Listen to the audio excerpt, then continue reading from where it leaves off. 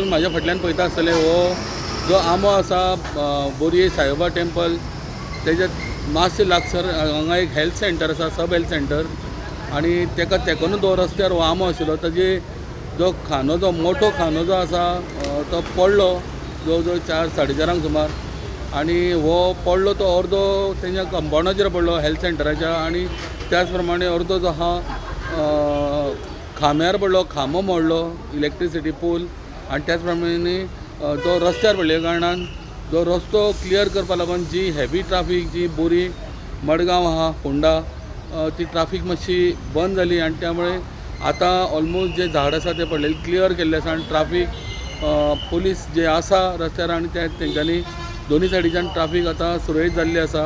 आनी जे झाड क्लियर करपाचें काम आनी एक वरभरान ऑलमोस्ट क्लियर जातलें अशेंच आतां आमकां जे फायर स्टेशनाचे इंचार्ज हांगासर पावल्ले आसा तांणी सांगलेलें आसा.